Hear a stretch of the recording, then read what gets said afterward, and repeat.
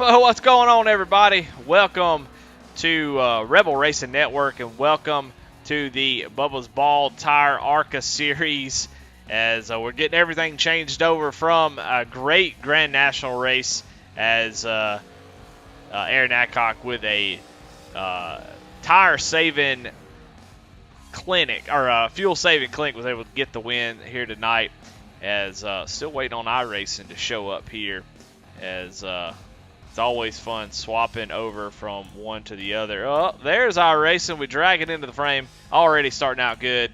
But welcome to playoff race number 5, race before the cutoff race here at Phoenix Raceway. And tonight, you got me and Daniel Cunningham in booth tonight, as we're going to call the action here in Phoenix, as Phoenix always puts on a good show. How you doing tonight, Daniel? Doing good, Eddie. Appreciate you having me back up in the booth again. It's a lot of fun calling these races with you, and looking forward to another good one here tonight. Yeah, Phoenix, always been historically a great track, but with the new configuration, the dogleg being such a big part of the way this track races, what are you expecting to see tonight? As these guys going to be really, really pushing it to get up through the field if they start towards the back and trying to race around this thing? I think the biggest thing that we're going to see is you're going to have to balance using the dog leg. I turned a few laps earlier in practice today with it with some of the Bandits guys, and it is not fun trying to cut the dog leg in this Arca car. It upsets. It feels like the right front tire is completely off the racetrack. And there's other cars that I've run here where it seems like if you cut the dog leg too much, it does damage the car a little bit. So really going to be a balancing act, try to use it to set up passes or complete passes, but not something I think they're going to be able to do all night long. Well, let's check out the track as we'll get this logo off the screen. Phoenix Raceway, you'll see that's the new, you can see it's in Phoenix, Arizona, opened in 1964 but configured not too long ago. And one of the big things about the track is that the corners are all wrong. Turns 1 and 2 is where the old 1 and 2 is now 3 and 4 as they move the start finish line right before the dog leg. So that's just going to make it wild as guys trying to work through the field. But qualifying about 30 seconds from being over with. So let's look at the championship standings. Got the championship 8 up at the top of your screen. Kieran Church with I don't know what's going on there. I don't think that's right. I think those might be our Grand National standings. We've got Andy Kurtz is leading the Arca points right now. Yeah, I don't know what's going on with here. Well, you talk about it. You tell them where the standings are while I'm trying to figure out what's going on with this thing. Yeah, we've got Andy Kurtz leading the points right now, 3 points over Michael Kostick in second. He's got 4 over Mickey Isaac in third. And we've got a tie for the cutoff right now between Jonathan Cofield and Michael Nash. And next week, we talked about it last week, the cutoff race is going to be an absolute wild card, being at New Atlanta, drafting track. Don't really know what to expect. None of these guys can really feel too confident about their position right now. And with Brandon Pollock stealing one from the playoff guys last week, nobody's locked in yet, so a lot to still be determined here going into this cutoff race next week. Yeah, I don't know what's going on with this thing, but I've got it right, so not real sure what's going on with the point standings. But yeah, you see Andy Kurtz has that top spot. Not really sure why the others are showing up, as I have backed all the way out of this and in a completely different setup. So I don't know why it keeps putting Kieran Church, Travis Bieber, and Chris Reese up there, but I can assure you they are not in the standings. I try to get it fixed up, but that gummit, we got to get into the grid. As I ain't got time to be messing already with this. Rolling off the pit road here. Yeah, so let's go ahead and jump into the grid. And your Chuck Peg Leg Pole Award winners, Kieran Church starting out front, Andy Kurtz starting right next to him as we get into the starting grid by Jeff Bott Jr. We're going to fly through it as fast as possible. Kyle Roberts, Travis Bieber, Michael Nash, Michael Kostick, Aaron Adcock, Mickey Isaac, Tyler Rice, Stephen McDonald, Brandon Wallace, Chuck Phelps, Jake Cunningham, Jonathan Cofield, Garrett Kinder, and Coach Stedman. Brandon Pollock, Chris Reese, and Matt Clemens going to round out the field tonight as we're getting ready to go green. as the field is coming through the Geico restart zone. And green flag is out here at Phoenix. Yeah, they're already off and rolling. You see everybody fanning out way down to the bottom of the track through that dog leg. It's like Andy Kurt's got a really good run up on the high side, and he's going to take the lead here going into 1 and 2. Yeah, so something to think about, that top side being pretty dang strong there, so something to these guys to consider. So yeah, definitely something to keep in mind for later on. Yeah, 125 laps. You're already seeing guys kind of fan out all over this track. But 120 laps is a long time, so if you're starting in the back, you got plenty of time. Only 19 drivers in the field tonight, but Danny, talk about how hard it is to pass here. You got plenty of time. Oh, it's a 23 gets loose off the corner. Cold tire starting to grab a few drivers. Aaron Adcock falling through the field quickly, but almost a disaster for the 23. Absolutely phenomenal save out of Aaron Adcock there. I don't know how he kept that thing underneath of him as well as he did. And more importantly, the rest of the field for not running him over there. That was just a good piece of driving on everyone's part. Yeah, no doubt about it. Yeah, this track, that kind of go, oh my goodness, somebody else fanning out all over the track. Something else, what I was trying to say, as I'm all scatterbrained here, but man, Kyle Roberts way up at the top of the track. Don't know how good that is. He made it work, though. Is there 3 wide down the dog leg? Yeah, and this is just a product of the track here, Eddie. These guys know that it is going to be tough to pass once you get into a run. It's going to get strung out a little bit. You got to get them while they're all right there together. Yeah, sorry, I didn't mean to cut you off. Costa got a little bit loose there on the bottom. But yeah, it's so difficult to set passes. But it seems like it almost takes 2 laps or so to get around somebody, just the way this track flows. Just trying to get the run down off of this corner right here, 1 and 2, and get the entry down into 3 and 4, because 3 and 4 you really have to get off the gas. You have to get woed up to get down through that corner.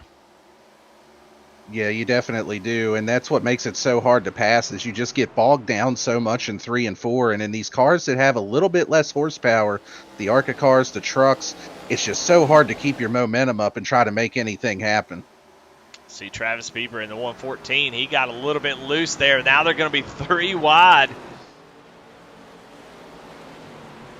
And right before that, Eddie, it looked like Kyle Roberts actually caught the wall a little bit and lost a couple spots from that too. So I have to see how that might affect him moving forward here too. Well, he's been really aggressive with that outside line, especially in 3 and 4 right here. He went down to the bottom this time, but you got to wonder if that's not going to really put a hankering into your tires and make it a little bit tougher as this run goes on. But so far, Andy Kurt's out to a 0.6 second lead over Michael Nash. We got Michael Nash on webcam tonight, so let's go on board with Michael as he tries to run down your leader, Andy Kurtz. Yeah, that's just a look of focus right there. He knows that he's got to hit his marks and be perfect to try to chase down Andy Kurtz. He's in the zone right now. He's definitely in the zone. I saw him blink his eye, which I'm doing the same thing. I don't know if you do this, but every once in a while, if I race too much, I don't know if it's just the high refresh rates or what, but man, it can really do a number on your eyeballs. You get in there and do a little bit of DCS flying and jump in the sim and do a little bit of racing. It really can hurt your eyeballs. So. When you're in focus as hard as you are and how you have to be to run these races, sometimes you forget to blink. We know Tracy Passes forgets to breathe, but I bet there's a lot of guys that forget to blink. I was just thinking of Tracy when you mentioned that sometimes he forgets to breathe. I was getting ready to say that too. So I've been there myself a time or 12 where I forget to blink when I'm out on the track. So it definitely does happen. Yeah, Michael Nash up 3 spots already from the start of this race, so he's definitely moving forward. Michael, one of those has got plenty of speed, but, and I wouldn't say any of it's his issue. I think sometimes he gets caught up in other folks' issues. The other night in Apex Series, he had a whole car that could have fit in between him and another driver, and Netcode got him and just flipped him around. It was the most ridiculous incident I've ever seen due to Netcode. And so just bad luck from the 27.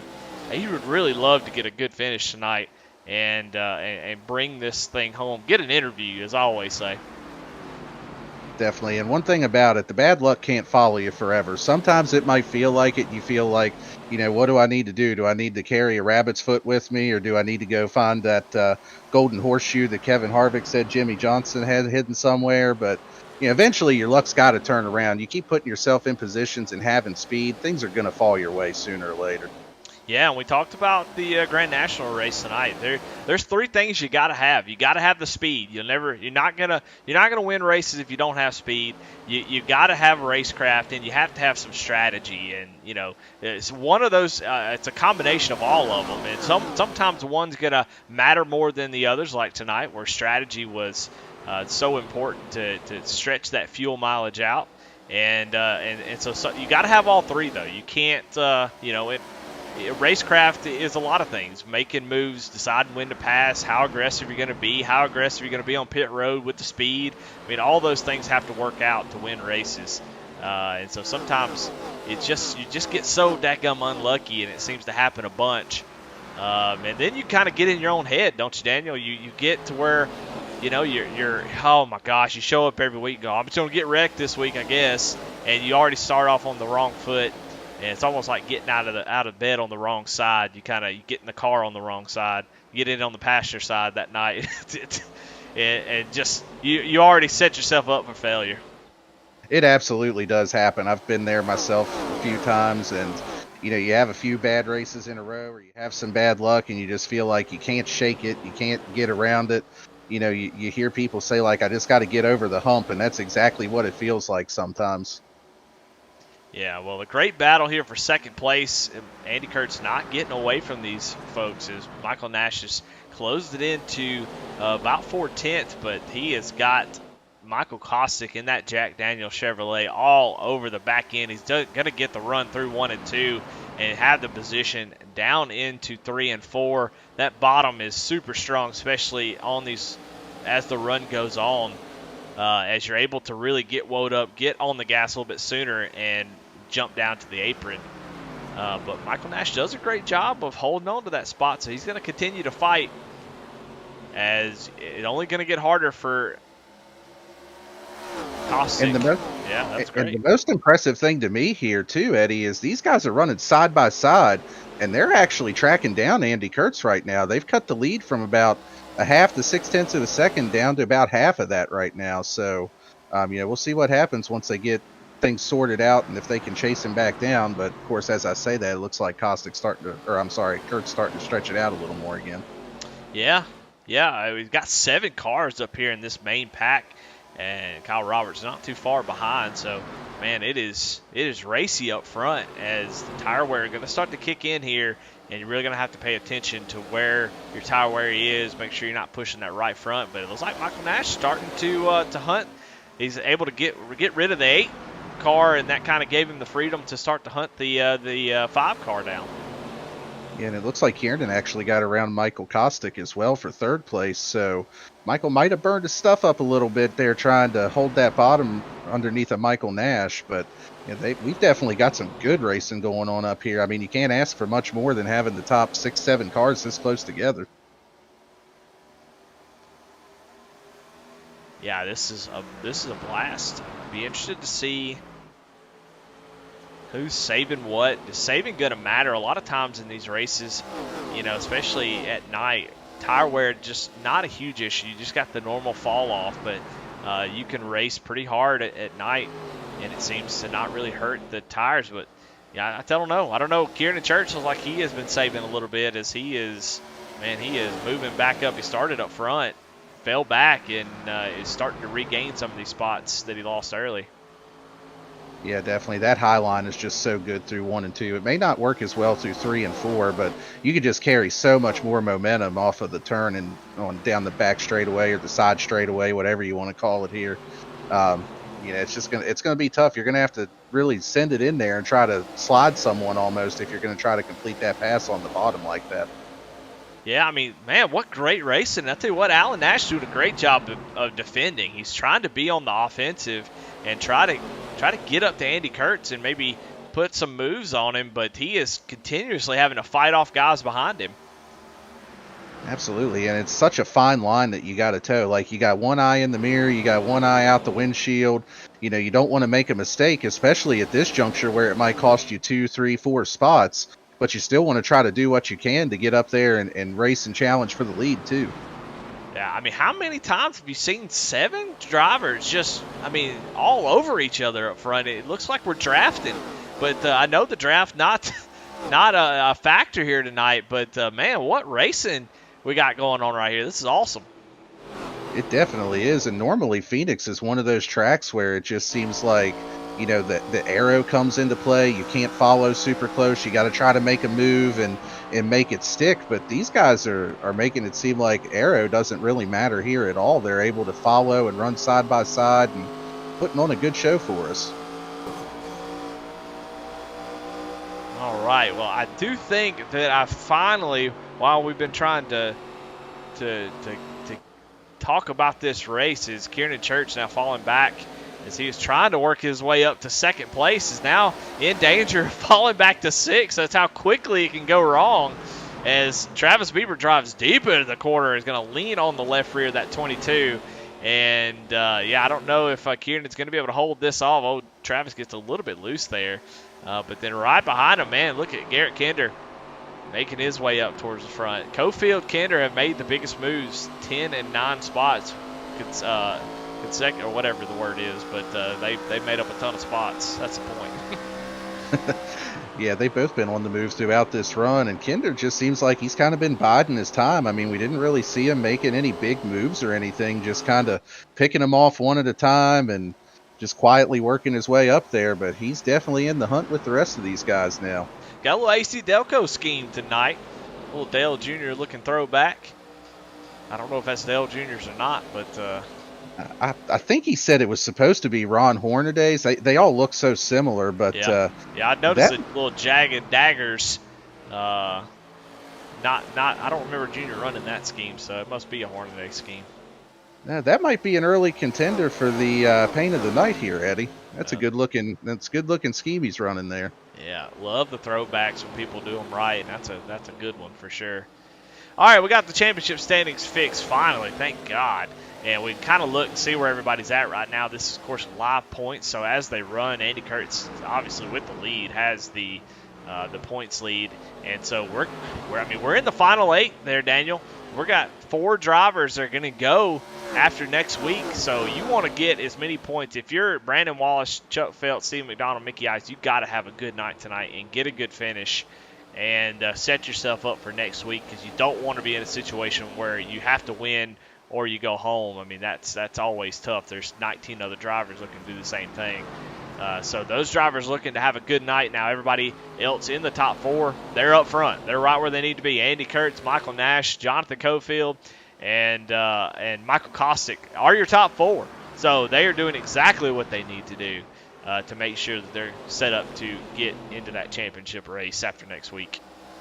Yeah, they're doing everything right that they need to do, put themselves in a good points position. But, we talked about it once before. We talked about it last week. Every single one of those guys wants to be locked in going into next week and not have to worry about the points at all.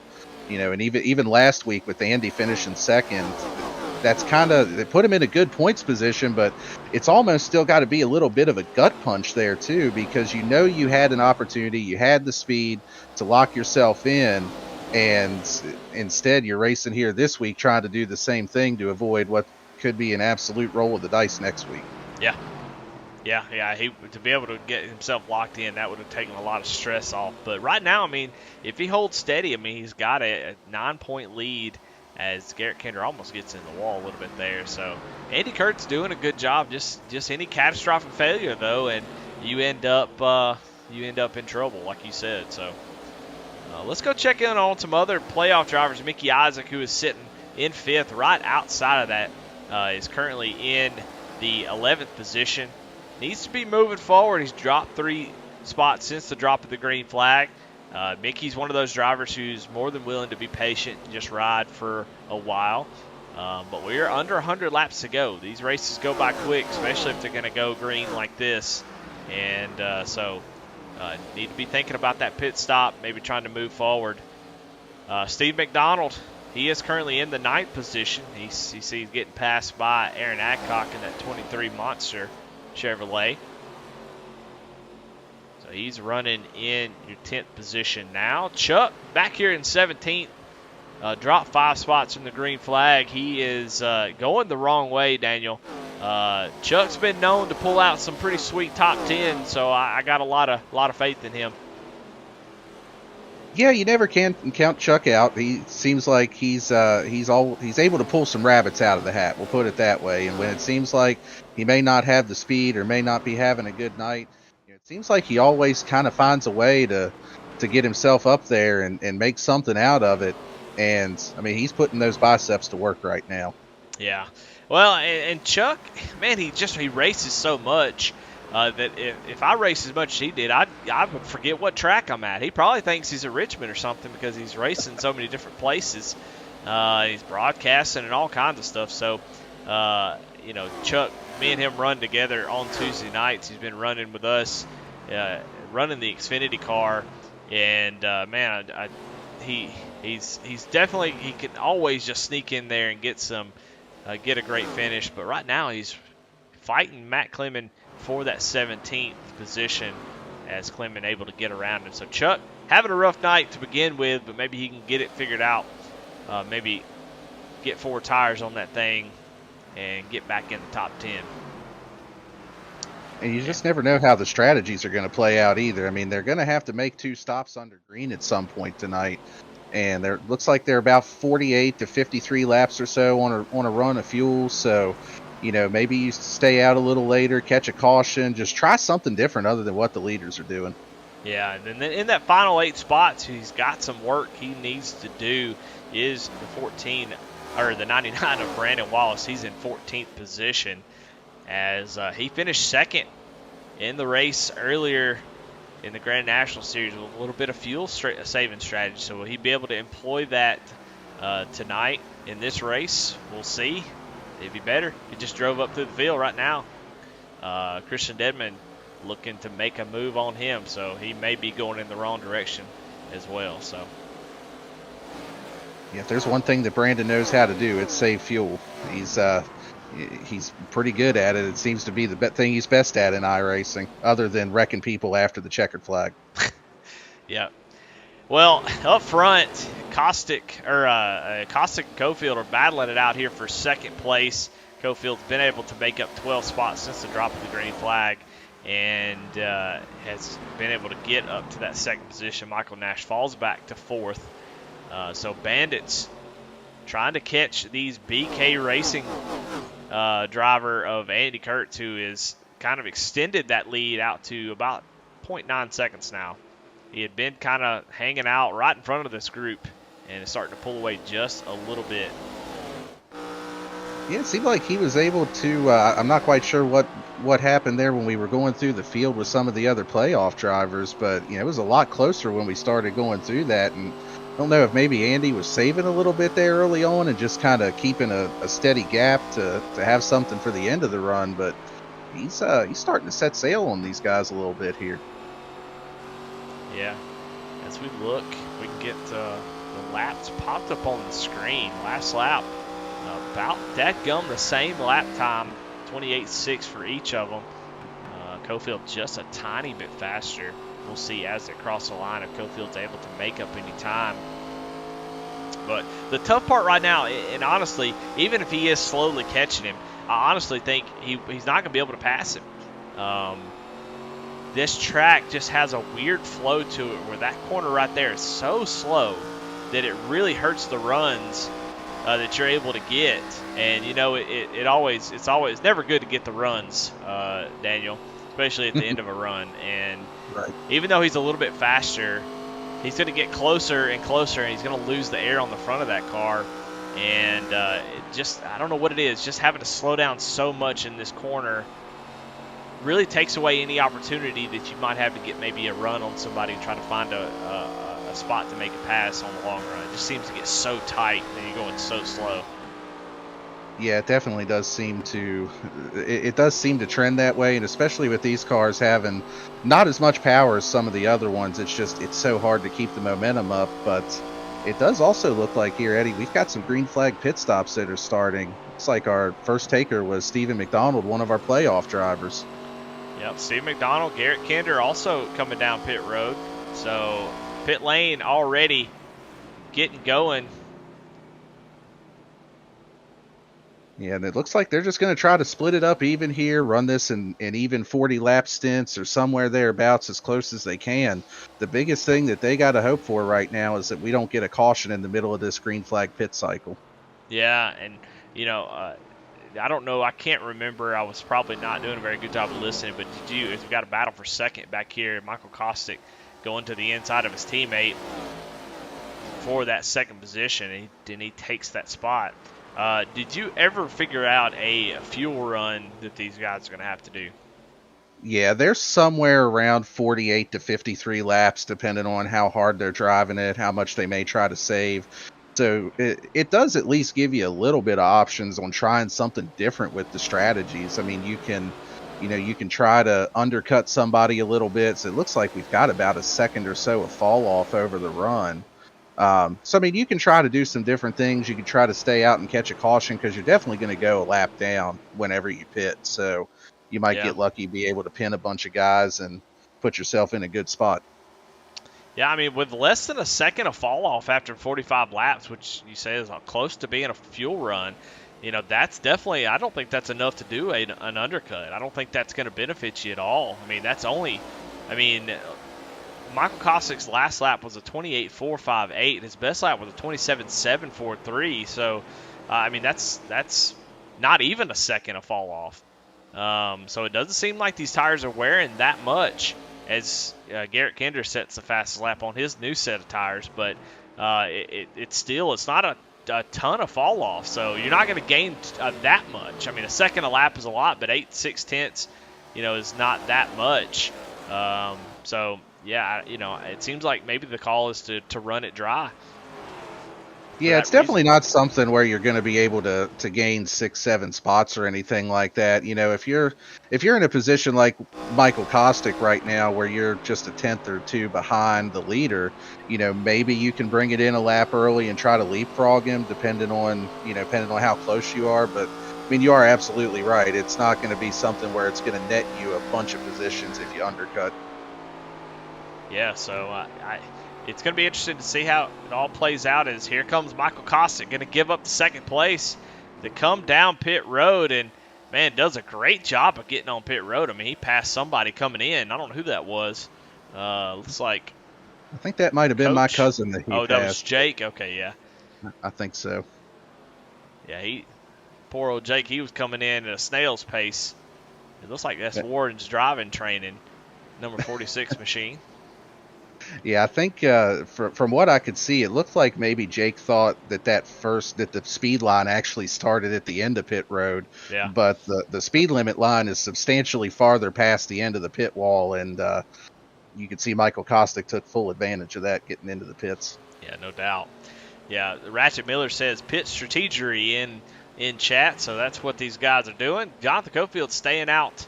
He's got 50 laps on his tires and his fuel. Looks like he's coming in now, bringing that 58 Cofield asphalt refinishing Chevrolet down on pit road. Ooh, he's getting in pretty fast. Oh, my goodness. Looks like he did get it woed up in time, but he was definitely trying to get everything he could there, but that's exactly what you got to do with close as things are. You can't leave any time out there on the track. Well, you see Kieran and Church, Travis Bieber right behind him, so they made up a ton of time too, so you're right. You got to get all you can get. Yeah, absolutely. Brandon Wallace, when you run so slow as Brandon Wallace is, it's easy to save that fuel. Daniel, is you're not putting as much stress on the motor. He's able to go 51 laps, and here he comes down pit road now, and he's going to give the lead over to Chuck Feltz, Chuck's staying out a while. It's exactly what we were talking about. Can Chuck pull a rabbit out of the hat and try to flip some track position or something to his favor? And man, if a caution came out right now, he'd be sitting pretty. Yeah, that's what he's hoping for, but not going to happen. He's going to come on down pit road here, coming to lap 53. So it looks like 52 is the limit.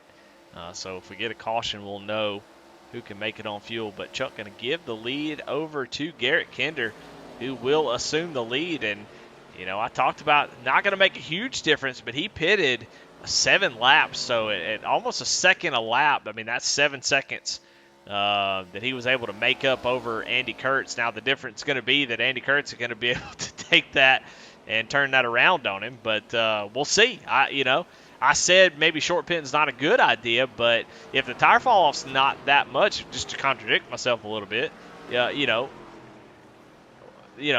might be a little bit faster, but if you can get down pit road early enough and make up a ton of time like this, Andy Kurtz is running the fastest lap of the race, 27.5, and Kinder is running 28 flats. So, that's quite a bit of time that Andy Kurtz is going to have to run him down. It definitely is. And the other thing is, too, by the time that Andy gets there, are the tires going to be equalized at that point, or is the advantage going to be good enough that you can really make anything happen? We've talked about how hard it can be to pass here once we get later into a run. So Kinder may have played this perfectly here to try to get himself in a good spot. Yep. It seems like it's going to be a pretty dang good call just to have that much space over Andy Kurtz. So a really good call by the 13. I just didn't know how well that's going to work out, but you're right. Andy Kurtz is running 27.6s, and that's only 0.3 faster than Garrett Kinder. So Garrett really took advantage of those tires early. And the other thing, too, that I like, if I'm Garrett Kinder, kind of like with Brandon Pollock last week, you're not out here running for a championship. Go out and try something different, and you never know what might stick and what might work out for you. Well, we talked about track position being so key.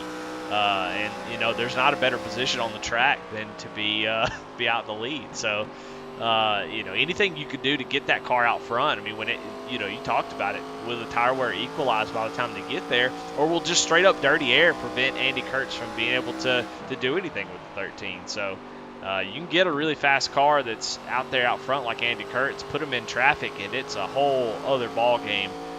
So we'll see what Andy can do in that situation. Yeah, definitely. But based off of the laps that I'm seeing right now, that last lap, it looks like Andy was only about 0.2 faster than Garrett Kinder. So it is coming down a little bit as far as the difference in lap times here. So even if Andy does get there, I really think they are going to be pretty equalized on tires by that time. Yeah, by the time he catches him, it's going to be time for another pit stop. So at least for Garrett Kinder. The only downside to Kinder's strategy is if he gets caught by caution. He's going to have to come down 7 laps before everybody else. That's really the only downside. And so far it's looking to be sort of a green flaggy type of race. Haven't really seen too many people get into have any issues. Haven't seen too many people get into the wall. So cars must be handling pretty dang good. Yeah, definitely. And these things, especially at a track like Phoenix, it does seem like they have a tendency to go green, because even though the tire fall off is about a second a lap, you don't really see like you do at say like in Iowa or Richmond or some of the other short tracks where the tire fall off is a lot higher and just the closing rate is so much more. That's where you tend to see a lot of incidents happen in those types of races, just from the speed difference. But even on fresher tires here, I just really don't think you're going to see a whole lot of banging doors just based off of that. That's a good point. Kevin Kinder in chat said, we've seen this 2 races back to back and it didn't work out for the 13. Talking about the Apex series, Garrett Kinder pit strategy, got out front, had a huge lead, and then get a little bit of contact with a lap truck and ended his day. So Garrett going to be trying to make up for that. Andy Kurtz gotten the lead down to about 3.2 seconds, but in just about 10-15 laps, I expect to see Garrett come down pit road. So it's going to be interesting to see how this all rolls around. If it stays green to the end, I got to feel pretty dang good about Garrett's chances. Yeah, I got to agree with you there. He's put himself in the driver's seat for the rest of this race. Like you had mentioned, the only downside is he locks himself into an earlier pit stop for this particular stint. But there may be some guys that do try to shorten this second stint up a little bit anyway, knowing that you're going to have to you're going to have to make one more stop regardless. It's just a matter of when and where do you make it. Well, got some battles going on the track, but watching as Michael Kostick and Andy Kurtz are going to battle it out. Cofield waiting in the wings to see if they can settle this quickly. But Andy able to get out ahead and sort of pull away from the front group in that first run. But now I don't know if it's dirty air or if he's just trying to save his tires. Kostick is all over the back bumper of that 5 machine. Yeah, and we kind of saw this a little bit the first run out of Andy Kurtz as well, where at the beginning of the run, he seemed like he pulled away pretty well, and then about 10 to 15 laps in, which is right where he's at right now, it seemed like Michael Nash and some of those other guys like Kostick and Cofield were able to catch back up to him, and then as we got later into the run, he just was able to kind of put it in the wind a little bit. So maybe it might just be something with how Andy's driving and how the car's reacting to that it's almost got like a little bit of a bell curve going on with how that thing's handling for him.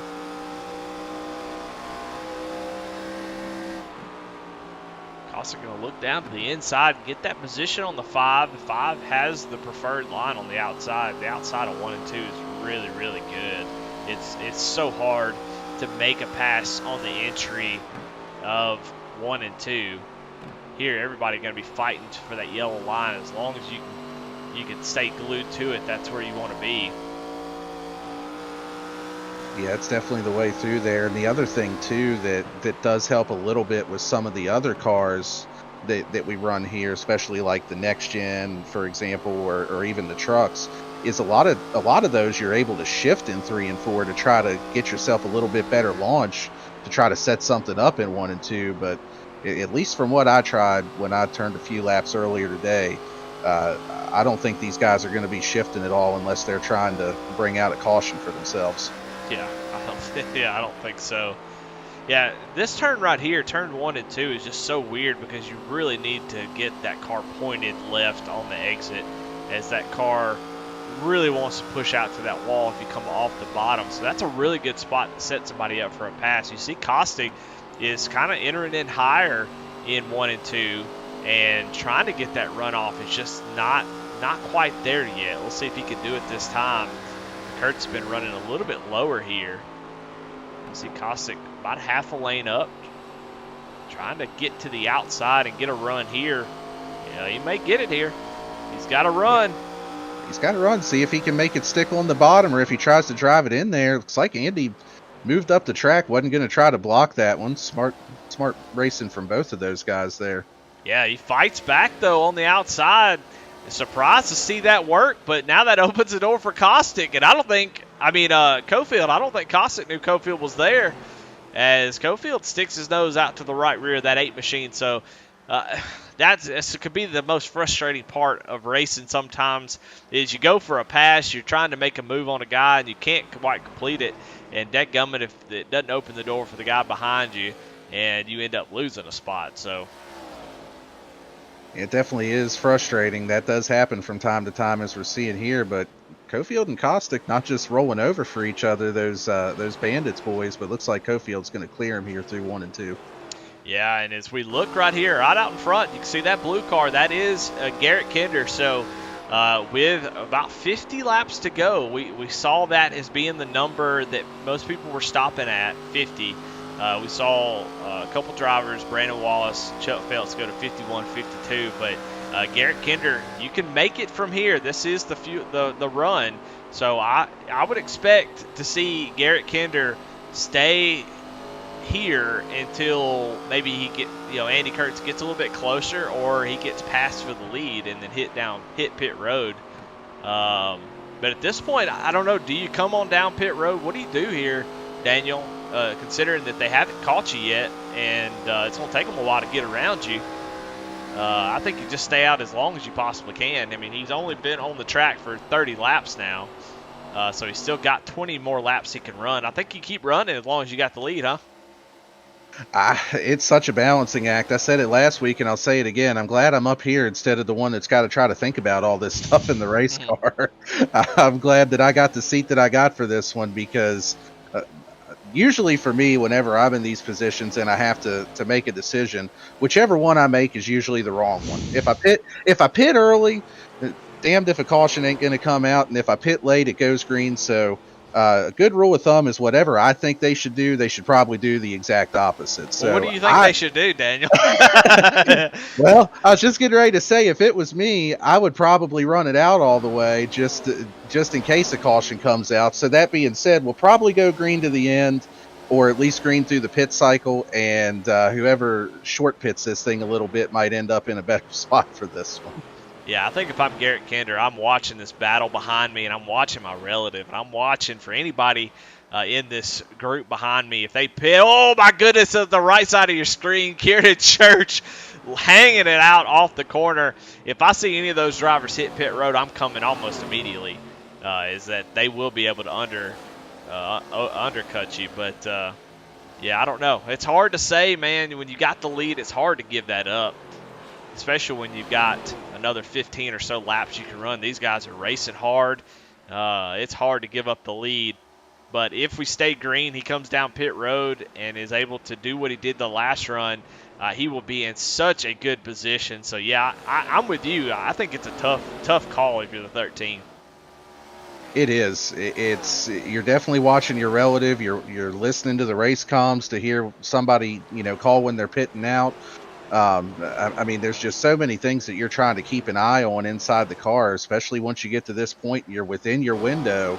And, I mean, if I'm Garrett Kinder, I mean, I know we got a little bit more access to data than they do here, but their lap times are pretty much equalized. I mean, one lap, Kinder might be a tenth or so slower. Next lap, they're pretty much even. So, I mean, it seems like, if you maintain this, even if you pit early, by the time they get back to you, I don't think a tenth to a tenth and a half a lap, if that, is going to be enough to try to make a pass happen on anybody here at this stage of the race. Yeah, I'm going down into 1 and 2, and I'm going to say I'm going to cough over the mic, and right before I pull off the track and go into pit road, I'm going to say I'm pitting, and then just yank it down on the pit road, try to sneak in a lap early. That's a solid strategy. I mean, at least one thing here, and I don't know what they addressed as far as calling out pits or anything, but I mean, really, you don't necessarily have to call out the pits because you've got plenty of apron to pull off and be out of the racing line. So maybe you just throw it in the text chat instead of over voice comms and hope somebody doesn't catch it, people around you. Yeah. The rule is you don't have to call that you're pitting unless you cause an accident. I mean, if you cause an accident, that's obviously a problem. So. I have been known not to call it if I feel like it's safe, and I'm trying to, not get, information, man, is very important to have all the information, and if I can not give information to my competitors, that's what I want to do. I want to make sure that they have the least amount of information about what I'm doing as possible. As you saw Garrett Kendrick go down to the inside 3 wide on Chuck Feltz and Christian Dedman, as he's going to put them a lap down. Had to go 3 wide to get it done. Yeah, and he definitely needed to do that too. That previous lap, Andy Kurtz was about a little under 4/10 faster than Garrett Kinder was. So I think those lap cars were probably messing with him a little bit there. And smart move to do what you can to get around him. Yeah. And here, I think this is the 13 coming down pit road. He is coming in hot too. Oh my goodness, I don't know. Well, I don't know. That was close. Michael Kostick yanked it off of the track as well, so I don't know if they made it down to pit road. If they did, they just snuck under there. That was close. That was close, and just like the wrecking! Oh no! Andy Kurtz goes around. Andy Kurtz, the number 5, goes around on the track. Your points leader. And that is exactly what we had talked about previously, Eddie, that, he's not in a safe position, and you see something like that happen to him. We're definitely going to have to check the Kinder Ranch Wreckage Rewind that I think I just butchered the name of. But well, let's do it. Let's call it. Let's go check and see what happened to the 5 is he's going to come up in front of the 3, and the 3 just drives. It just keeps driving through him. Lap car just drives through Andy Kurtz. Andy was clear by a mile, and I don't think he did anything dirty there. Do you think, Daniel? I didn't see anything. Now those were the same cars that Garrett Kinder was trying to get around, and you could see Kurtz and Cofield were trying to get around too. Maybe made a little bit of contact in 3 and 4. Yeah, a little bit of a door touch, but everybody comes through all right there. And I'm not sure about that one. I mean, they get down there. I don't know if maybe coach just wasn't sure of where they had been braking at, or what may have happened with that. But unfortunate, doesn't take out, but involves 2 of our championship contenders here. Yeah. I mean, it worked out for Andy Kurtz, honestly. He's able to hold on to the second position because those folks that come down pit road, and, we talked about pitting and when to pit, when the caution would come out, and it unfortunately bit Garrett Kinder as he was a lap down when that caution came out. And he will have to take the wave around. So, man, frustrating if you're a fan of the 13 or if you're Garrett Kenders. He had the win, and we talked about all the things that could go wrong. And for him and Michael Kostick, they find themselves in Aaron Adcock having to take a wave around here. So they'll have to start behind everybody else who stayed out there. As far as Andy Kurtz goes, he's able to hang on to that third position because of that. And so comes in, gets a faster pair. So it didn't hurt him too bad, but I mean, you got to be left wondering if you're the 5, like what happened? What did I do wrong where I deserve to get drove through like that? Yeah, you definitely got to wonder. And then if you're Garrett Kinder, you had mentioned that he was on the wrong side of pitch strategy during Apex the other night. He's got to be wondering, what did I do wrong to keep getting the black ball on this pitch strategy? I mean, if he literally waits one more lap, he's in the clear, and he can come down and have equal tires to everybody else and be in the lead. So yeah, that's definitely a tough break for the 13 car there. Yeah, and the 13 and the 3 are teammates usually. They know each other in real life, so it's doubly frustrating when the strategy doesn't work out and it's your teammate that brings out the caution. That's an awkward conversation to have. It's like why'd you spin some, not on purpose, but I'm just saying. Don't do that. Don't do that when I'm on pit road. You're talking to a teammate like, hey, you could have done that any other time, just not then. It is so tough. I actually had something similar happen at Darlington a couple weeks ago in Grand National.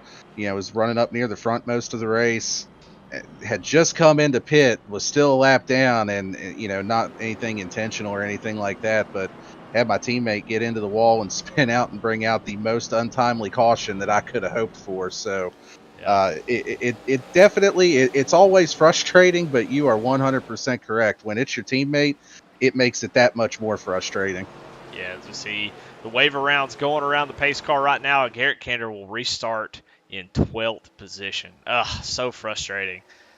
So frustrating for him, man. Kostick and Aaron Adcock, Travis Bieber, all of those kind of get stuck on that deal. But Cofield will inherit the lead as we're getting ready to go back green here with, 35 laps to go. I don't know. I know it's like, math is hard, man. Math is just hard. I think it is 35 laps. Yeah, right, somewhere there laps to go. Yeah, should have trusted my instincts. All right, well, who has got it? Andy Kurtz brings out, is where the caution came from, but he is able to hang on to that third place position. So sigh of relief for the points leader as Jonathan Cofield gets a great jump. He's going to look to pull away from the pack if possible. Talking about teammates and issues, I ran the Cup Series a few weeks ago, and my teammate actually just completely wrecked me on a last, one of the last restarts of the race. Just drove in the corner and took me out. So, racing with teammates is always tough. You just never know what you're going to get sometimes. Yeah, I don't know who the goober would have been that would have took you out on the last lap like that, but it cost you a chance at the win, cost himself a chance at the win. Yeah. I don't know. There might need to be a team meeting over at JC Motorsports sometime soon about not wrecking each other on the last lap. Yeah, just unreal. All right, Andy Kurt's going to settle in second place and try to get back up front. I mean, you know what? I got to say, to be running second and get wrecked, have your car all tore up, and then restart and be running second, that's pretty dang good. If I'm Andy Kurtz, he just sets the fastest lap of the race. So I got to feel pretty good about that. Oh, we got a caution out here, Eddie.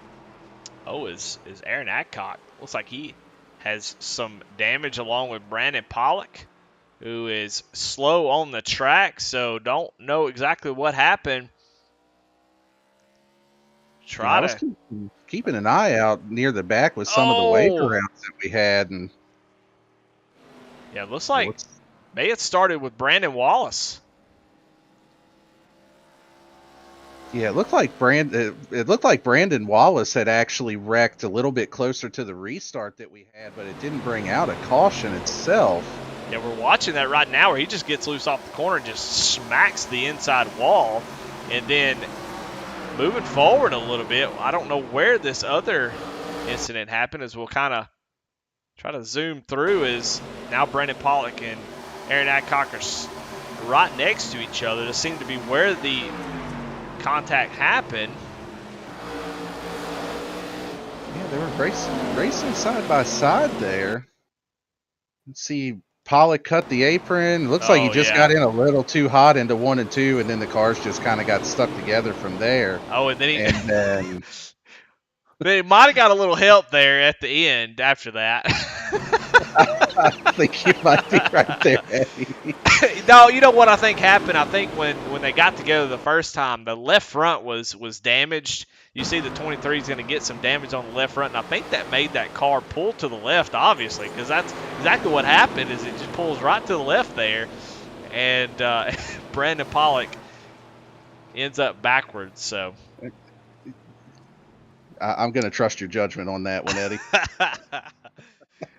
Well, under another caution, nobody comes down pit road except for Brandon Pollock, who has got some damage to fix. Obviously, a couple drivers feeling like, Aaron felt like maybe he got used up a little bit and didn't appreciate that, and then does the death hook on Brandon Pollock. Thankfully, we're in a virtual sim race, and he's not going to be hurt from that, but. Yeah, I just think he drove in just a little bit too hot and ends up getting to the 23. Yeah, thankfully nobody's in concussion protocol or anything like that, so yeah, we don't have to worry about that at this point of the night. Brandon Pollock's had a rough night tonight, and he had a really rough. We saw him mow the grass in the Grand National Series and just didn't have a great finish. And tonight, it looks like it's going to be another tough one. After getting that win last week, man, did that fuel-saving strategy at Dover and able to come away with the win, wanting to continue that momentum. But unfortunately, he is on pit road. Coming off pit road now, we'll see if he's able to get that damage fixed, get back out there and get back into this thing. But just a tough night for the double alt one. Well, we are under the longest caution of my life. It seems like we have been waiting to go back green, and now we're going to get doubled up. Take a look at the championship standings after all the moving and shaking. You see there, Jonathan Cofield within 4 points of Andy Kurtz, moving up 2 spots. Michael Nash, been up front all race long, is up 2 spots. Kostick has dropped back down to that cutoff, and look at there. We talked about him. Look there at 8th place. Chuck Phelps moved himself up into the 5th place in points at the moment. He is currently running in 8th. We saw him battling for last not too long ago. Look at him up in 8th. He just always finds a way to hang around. Just never can count him out of scoring some points and making something out of nothing. That's right. Never quit, man, I tell you. Green flag ready to come out. We saw Andy Kurtz had a great restart on the outside. Jonathan Cofield's really good on these restarts. I doubt he's able to stick with him, but that 5 has been really, really fast, along with the 58. And Cofield gets a great jump. A weird-looking restart. I'm not really sure what happened there, but Andy Kurtz able to clear the 22. Oh, we got a caution out already here, Eddie. Oh, and they're still wrecking. Dang it. What in the world happened there? Yeah, they are still wrecking back here as I don't know what happened. See if we can maybe figure that out. It looks like it started with Travis Bieber and Tyler Rice near the back of the pack. And just all hell breaks loose on a restart here. The guys just trying to get those positions. We've got guys who kind of got stuck with that caution, trying to make up spots as we go on board with Tyler Rice and see what happened to the 6 machine as they go down into turn number 1. It's 3 wide. Man, Travis Bieber, good Lord, just plows into the back of the 6. Then he gets turned by Steve McDonald. So just, I'm not sure if Travis Bieber, I'm not sure how that happened. Yeah, just a lot of stack up there on that restart and just guys with nowhere to go or nothing. I mean, just unfortunate set of circumstances there. Yeah, I mean, it looks like Tyler Rice just got on the brakes a little bit sooner than maybe Travis Bieber was expecting. Look at that, because it did look like Tyler got on the brakes pretty early compared to what I've seen so far out of the field. But, however, Travis Bieber's been running up near the front, and, everybody's got kind of different lines.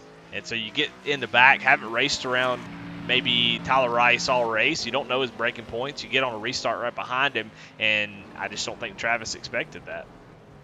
Yeah, I think you're right, Eddie. And you know what? I might be a little bit of a homer here with pointing this out, but shout out to my cousin Jake for missing that wreck. I mean, for somebody that earned the nickname Arca Breaks in Discord because he plowed into someone 40 seconds after a wreck was over, he did a pretty good job of missing that one for as close as he was to it there. Well, we'll have to go on board with him and check that out while we're under caution. We'll go on board with Jake here and see how he was able to get that done as we're on board with Jake Cunningham in the 46. Yeah, usually I'm concerned if he knows where the brake pedal is located at, but that does a good job of checking up and just going down on the apron there. I mean, for him, that's really good wreck avoidance there. Yeah, absolutely. Absolutely. Well, no Arca brakes no more out of him for sure. Now, what I am noticing out of that 58, I don't know if that's going to be an issue, but I don't know if you could tell, but there's a little bit of right front damage there on the 58 machine. We'll try to go and look at it, get this camera turned around so we can see that side of it. It looks like it's crinkled in a little bit. So yeah, he does have a little bit there from the wreck that Andy was involved in, and I've got with the session pulled up, I can hear the race comms, and he did mention it on there too that he didn't take his fast repair, and he's got a little bit of damage. So see how that slows him down here, if he's still able to maintain here through the last 20 laps or so of this race. Yeah, well, all saving is out the window. If you were saving tires, you ain't no more. It is go time. There is no more time for saving, as we're only going to have about 20 laps to go here in this race. So if you've got anything left in the tank, it is now time to put it to use as they come down the back straightaway. Who's going to come away with the victory? We saw all kinds of, comers and goers. Garrett Kinder still back there in 9th position, so it's still possible that he makes his way back up to the front, but I got to feel like the 5 and the 58 have been sort of the standouts tonight, so I think that might be where the win's going to come from. I think you are right there, Eddie, as Cofield gets another good jump on this restart. He's definitely got these restarts down pat so far once he's got the control of it, and gets out to a pretty good lead here over Andy Kurtz in second. It looks like Kurtz may be able to complete that pass on Kieran Churches. Kieran gets really, really loose off that corner, trying to gas it up, stay with that 5 car. As Garrett Kinder 3 wide back here with Kyle Roberts and Chuck Phelps. The 13 ain't playing around. He's ready to go, and Cossack's going to come with him. Yeah, we're sitting here talking about how hard it is to pass, and Garrett Kinder's saying, hold my beer and watch this.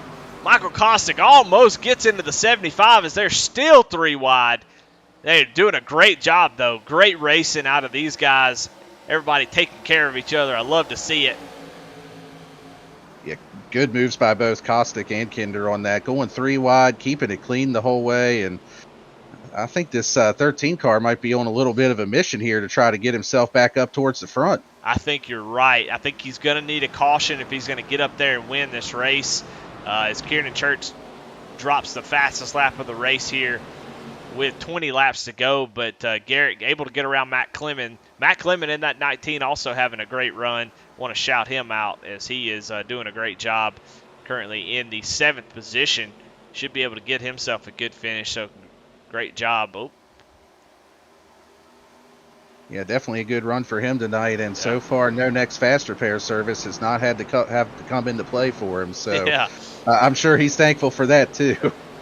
Yeah, for sure. So Garrett Kinder up to the 6th position. Now he's looking to take over 5th spot from the 62 of Chris Reese. He can see the lead again. So if you're a 13 fan, I need y'all to stand up. I need y'all to get the clapping. Get rowdy. Kinder looking to the inside of Chris Reese here. Looks like he's going to be able to pull this move off and made it look pretty easy on him, to be honest. That 13 car is on a mission right now. Yeah, Chris Reese actually, they're about all on the same set of tires, so Reese just a little bit off the pace there. Hey, Garrett Kinder, man, he is grooving right now. He is headed towards the front. If he can get there, he's about 2 seconds back. I think it's going to be tough for him to run down the leaders, but you know what? It would not surprise me one bit. They get up here racing. There's no doubt in my mind he can get up there and catch them. No doubt in my mind either, and especially if we get another caution here near the end of this thing, you put him up there on a restart, he's going to do what he needs to do to try to put himself in that winner's circle. Yep, Kieran Church gets a run on the 5. The 5 got a pretty bad exit there, a little bit of shifting in the rear end, and hurt his run down that straightaway. And Kieran starting to put some pressure here in that Velocity 22 machine. But here comes Andy Kurtz back. He got really close. He drove deep into that corner. As we look at the lap times across the stripe, and everybody within, half of a tenth of each other. So. Yeah, even looking at the top 6, just incredibly close lap times between all of them. Like you said, within a tenth or so of one another. Some really close battles going on here. Yeah. Jonathan Cofield, though, with the control of the race, he's got the lead. He's got the best place to be out front. No dirty air. And he's really not fighting off anybody just yet. Andy Kurt's just not close enough to really put any pressure on him just yet. So I don't know if Andy's just trying to hang on to a little bit of tire for the end, or if he's just, it looks like he's driving the wheels off that thing, though. And really, this is about the point of the run that we saw the first 2 runs, where Andy kind of starts to struggle a little bit, it seems like. It was that 10 to 15 range. We're 24 laps in now, but we did have some caution laps in there, so looks like he might be struggling with the handling a little bit here. Yeah, it was a 22. He defends that bottom. 22 tries to maybe peek up to the outside, so the 22 is all over the 5 as the 5 almost gets in the wall. The 22's got to run, but not quite able to make it there. He's going to have to reset and do it again. It just seems like every time you have to give up a run here, it takes a couple laps to get it back, so you have to take it any chance you can get it. Alan Nash is loving this as he's able to kind of hook onto the back of these guys and stay with it. Here comes Michael Nash looking to the inside. He drove it deep into the corner that time. Kieran in the wall. Kieran in the wall. That's going to open the door for Michael Nash. He's going to go down to the inside. Slide job on the 22. The 22 going to cross him back over. And Kieran going to get loose off the corner, but he's able to save it. He drifted 3 and 4 there. Wow. And he's still got position on the 27. Whoa. And he's still going to drive it in here and try to hold position on Michael Nash in this turn. Unreal. He's driving this place like it's a dirt track right now. He completely drifted turns 3 and 4 last time by. He was completely wrecking right here and able to get the power down and get back to the inside. Looks like Michael Nash is going to be able to get the power down a little bit better and get that 3rd position. But man, what a close call for the 22. What a great driving by him. Yeah, that was absolutely phenomenal driving there out of him to not just wad that thing up the way he was drifting through there. I'm still sitting here shocked that he was able to get that car around there the way he was. Yeah, I mean, there's no doubt in my mind he's a fantastic driver. As we'll actually go and check that out on the picture-in-picture as we watch on board through the crossover. Look at him. Looks like he caught the apron just a little bit there. He had that joker all the way to 3 o'clock. That tape was all the way around. And just a great job by him. You see Kieran get in the wall again here. So it looks like this is settling just a little bit. Garrett Kinder starting to catch up to these guys, but with only 8 laps to go, it's all on Jonathan Cofield and Andy Kurtz. What can Kurtz do? If you look at the last lap, Kurtz a little bit faster. That 5. And you know, Eddie, there's something that comes to mind too. Wasn't it 1 season or 2 seasons ago in Arca that the term Kurtz came into existence? I think so. It was in Darlington, I believe. It was either there or Rockingham, one or the other. I can't remember which now, but I'm not saying that he would do it again. I'm just saying he's done it before, so something to keep in mind here if you're Jonathan Cofield. These are both playoff drivers, so the win means a ton. I mean, you go into next week with no stress. So this is a very, very important win to get. Do not have to worry about next week. And, man, here comes Andy Kurtz with a run. Not going to be able to make it this time, but he is there. I mean, he's going to have to work on him a little bit. But if he can keep this momentum up and not slide the tires, get into the wall, I think maybe Kurtz has got something for Cofield here. We only got 5 laps to go coming to the line. Yeah, and especially you pointed it out, Cofield does have that little bit of damage on the right front. You got to think the longer we go into this run, it's going to start to affect him a little bit more and more. And in the back of my mind, like we had said, I'm just thinking also about the Tony Stewart quote, I'd wreck your mother to win a championship. So, you know, what would you do for a chance at a championship here? I would wreck somebody for a Klondike bar, so I would definitely do it for a win. If he is there, man, that 5 drove really deep into that corner. He is coming off the corner. He's right behind the 58. He's going to dive as low as he possibly can. He's got position on him and not going to be able to make that corner. But the 5 almost threw a Hail Mary there. There's just a few laps now. If these drivers get side by side, that's going to get – oh, and Andy Kurtz. Whoa. It's a big slide out of the 5. When they get side by side, if they're not able to finish it quick, that's going to draw everybody else in. So it may become a party up here as Kieran Church looking to go back by the 27. The 13 is there as well. And then Andy Kurtz with that slide really hurt him. He did not need that as he was right there on the bumper. He needed a couple more laps to work on him. I think he's going to run out of time, though. Just don't know if he's got enough to make up this amount of time. We're going to find out, though. He's driving it hard there into 3 and 4. Yeah, he is driving that thing for everything it's worth right now, especially with what we saw with that slide. You know, those rear tires have got to be mad at him right now, but he's got 2 more laps to try to figure out how to get there and figure out what to do to get around them. Yeah, I see him going all the way down on the dog leg, and I think that may be hurting him a little bit going into turns 1 and 2. I think he's doing a really good job in 3 and 4, but I think in 1 and 2, he stay up a little bit higher. And white flag is out for Jonathan Cofield. Andy Kurtz, he's just not able to get the entry into this corner that Cofield is. And I think that's hurting the 5. But here's his last shot. Cofield just needs to hit his marks. They come off of turns number 2. And Kurt's going to get the wall a little bit. Does he have anything for Cofield to go down into the corner? Cofield's going to be able to hold off the charge from Andy Kurtz. And he's going to take the win here in Phoenix. Just absolutely great racing there over that last run. Both of those guys just giving it everything they had to try to get that win, knowing what's on the line, knowing that a shot at the championship is on the line, and Jonathan Cofield able to win that one and lock himself into the Final Four. Yeah.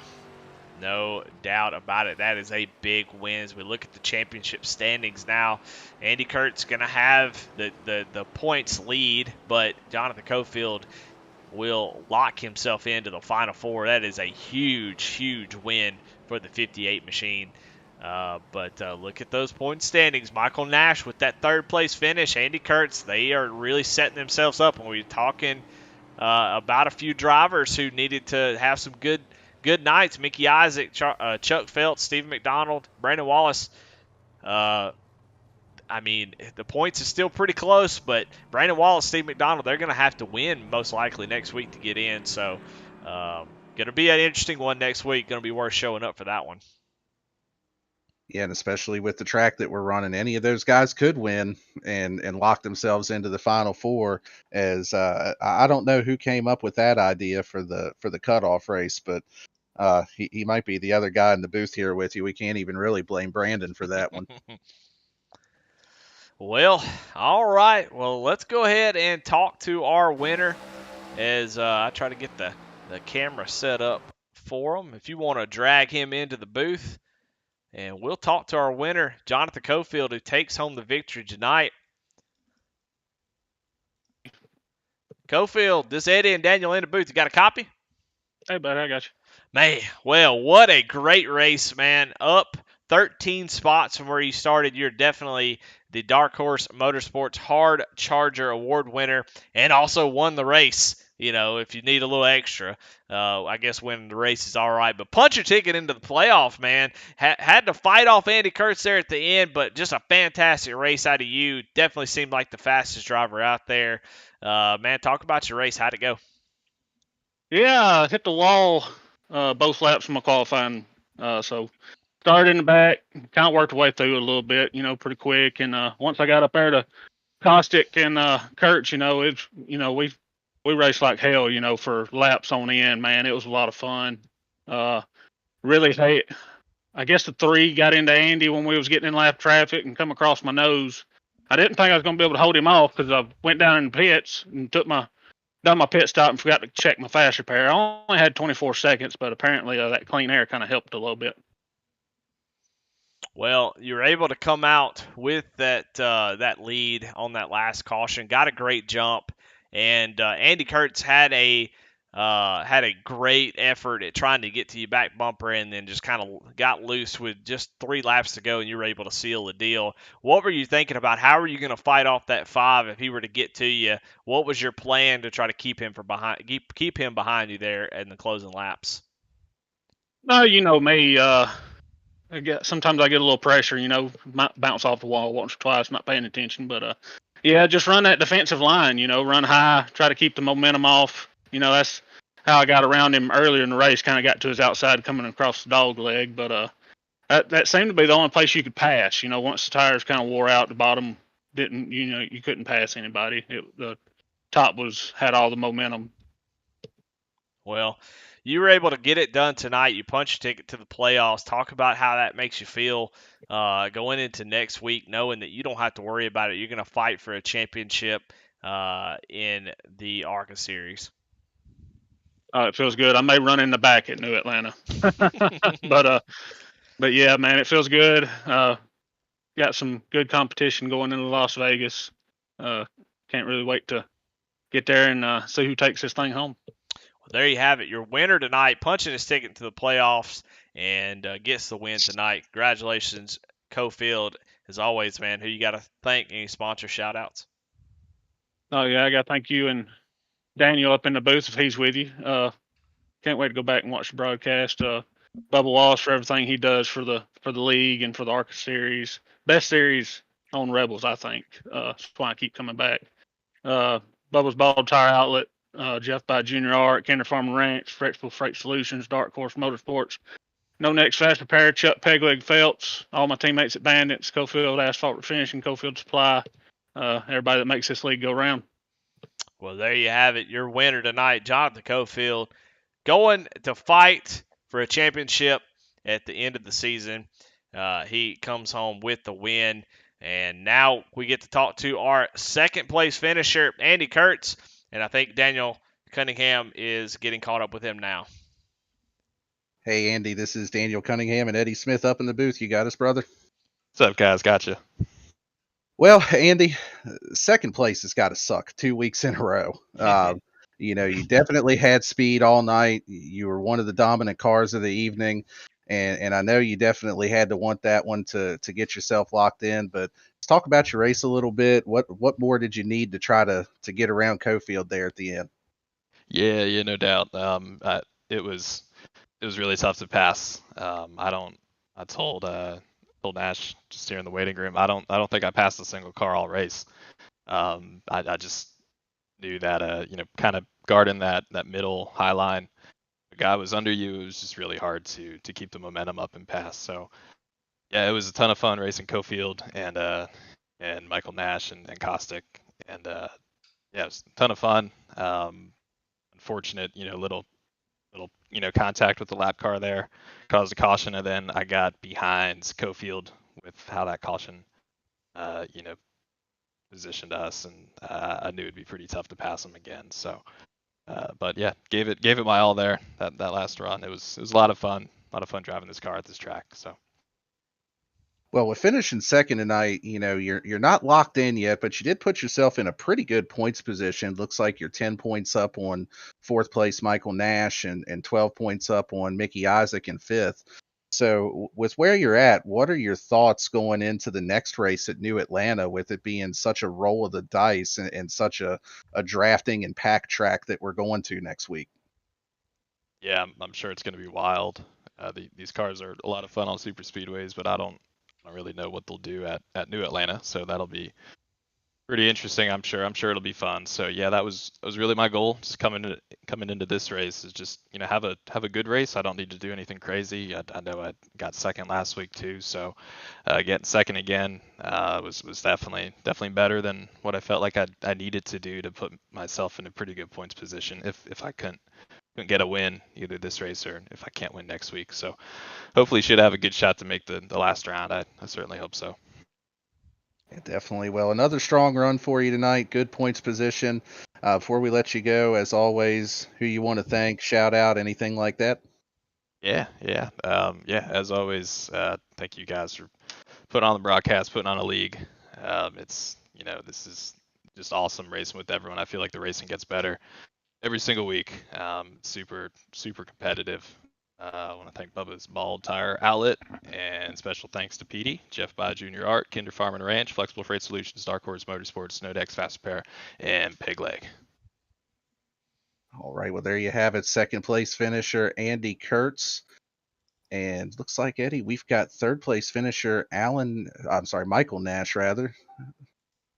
Well, I think Alan Nash works. It's Michael Allen Nash. I don't know what do we call you, because you got Alan Nash sometimes, then you got Michael Allen Nash, you got Michael Nash. Which one is it? Yeah, it's Al and Eddie. My parents tried to torture all my teachers and therefore me all my childhood because they named the boys after the middle names. So iRacing calls me Michael. So how about just Nash? I'm gonna That's call what you I'm everybody gonna just call told you me. Ma. Well, man, Okay. third place finish. I mean, you were up front all race long. You seemed like you had a lot of speed. Could never get out front. Seemed like third place was just kind of where you were going to finish tonight. You started fifth, and you worked up there. And as you get to second, somebody would come and pass you, and you drop back to third. You just seemed like you were having to fight really, really hard tonight. Talk a little bit about the race early on and what you were doing trying to keep that track position, be aggressive, but also try to get this thing home in one piece. Well, I was following Kurtz when he was in the lead. I somehow got up to second. I don't remember how it happened. I think somebody got in the wall and I got past Kyle and a couple of others that were bottled up. And so I got behind him. I just studied his line, but then several people took a run at me. Caustic and Cofield were taking runs underneath, and that's where I learned you just dirt track that high side, nobody can get past you. And then Cofield, of course, the master he is, figured out or set up. He got a quarter panel high on me going into three. And I got freight trained because I was on the bottom and the line of cars went high. So I learned from that, and I wasn't going to give anybody the high line ever again. And I screwed up. I entered pit road in turn three on that first stint, which was brilliant. Um, because there weren't no pit road in turn 3, and so I got behind the 8 ball, and that caution helped me a lot, get me back up there. So, I'm not as fast as Cofield and Costick and Kurtz and Church and those guys, but if you just drive, sometimes I get lucky and just drive steady. So here I am with you. Well, you definitely had a great drive tonight. Like I said, ran third place pretty much all night. On that last run, is there anything you could have done to maybe run those guys down? Did you see anything they were doing that you could have maybe tried if you had a little bit more laps? Throw a tire iron in front of them. That's about it. Banana. Hit him with I a couldn't banana. do anything with him, and I'll say, old Church, he was faster than me, but again, he would get underneath me, and I'd just hold that high line, and I thanked him in the waiting room, and I thank him here on the broadcast. He could have wrecked me, and it wouldn't have been dirty 2 or 3 times. So he drove me clean that whole time, but no, I had nothing for those first 2. Well, but it's fun watching them. It was a great battle up there. Well, he came home with a third place finish, a great points night, and a great finish. So congratulations, man. Who you got to thank? Who sponsors you? Who gets you around the track? Well, I tell you what, I got to pull that list up I'm supposed to read. Gosh, where is that, Eddie? But first I want to thank my buddies in Po-Man, Kyle Roberts and Chuck and Charlie, all those guys, and all the other guys in Po-Man in all the leagues. Particularly Kyle. Kyle got me in the league racing, and I just have a blast week after week in there and in here and the other leagues. And then can you read the list for me, because I can't find it all?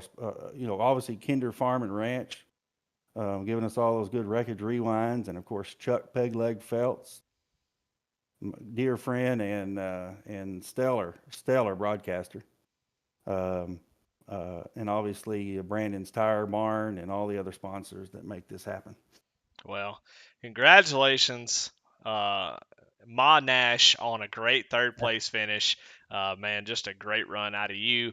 Looking forward to seeing if you can get that win next week at Atlanta, but also see if you can fight for this championship at Vegas. So congratulations again. Hey, thanks, Eddie.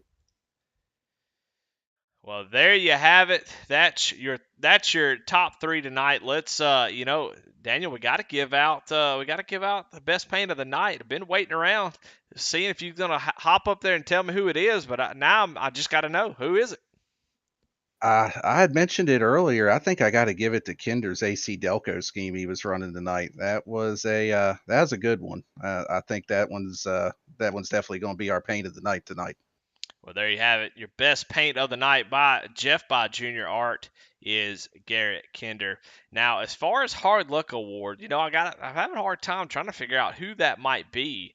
I don't know. Do you got any suggestions? Because I feel like I don't really feel like there was any hard luck. I feel like Garrett Kinder with that, with the caution falling like it did, it hurt him, but he still came home in 5th. But I'm not really sure who had hard luck tonight. You got any ideas of who we can give this award to? Well, the only person I can really think of, I mean, definitely like you said, Kinder was it was unfortunate what happened with him, but I'm sitting there looking at the standings, and I see Travis Bieber that started P4 and finished shotgun on the field in 19th from that incident that he had earlier. So I think we'll give him the No Next Hard Luck Award tonight. Well, I think that's a good pick. He definitely did not need that finish, but just caught up in that incident where he got into the back of can't remember who it was, but I think it was Tyler Rice, and just kind of gummed up his race. So I think that's a pretty good call there out of you. Well, man, what a fantastic race, Daniel. Takeaways, I feel like the top 4 that are in the standings now, they are definitely the 4 favorites going into next week. But Atlanta Super Speedway, I don't know. I can't say I feel comfortable if I'm not anybody. If I'm anybody but Jonathan Cofield, I'm not sure if I feel comfortable even at it. Even though if I have like a 10, 12 point lead like Andy Kurtz does. You're absolutely right. I mean, the only person that really feels good about next week is Cofield, because he could sit in the back and crack open a beer the whole race if he wanted to, and he's still going to move on just the same. Yeah. The fields that we have tend to get a little bit bigger for the super speedway races. So we may have some more people show up, especially, with it being that drafting track. But yeah, I mean, even if you're Andy Kurtz, if you figure if one of the bottom guys wins, you really have a 10-point lead over what would then become the cutoff, and can't really feel too comfortable with that. Yeah. Well, I tell you what, a great race by everybody. I really, really enjoyed it. I want to thank all of our sponsors. I want to thank you, Daniel, for coming up into the booth, doing a great job. It's definitely nice to have somebody to kind of take the load off, man. You do a great job. So thank you for that. I want to thank everybody for watching. Kevin Kinder, Ratchet Miller, Mark Cofield, Jonah Colbert, everybody in chat for being active, talking to us, letting us know how we're doing. Definitely appreciate it. And of course, all of our sponsors and Brandon Walsh putting this on. Just a fantastic series, fantastic racing. Just 2 more races to go, man. Hurts my feelings to say that. And we're going to crown a champion. And Jonathan Cofield 1 step closer to that tonight after taking that win. So thank y'all so much for watching. Hope y'all enjoyed it. And we will see y'all next week. See y'all Sunday night for the Rebels Truck Series. I think we have a cutoff race there. So definitely want to be there for that one. So y'all have a good night. We'll see you later. Rebel Race Network.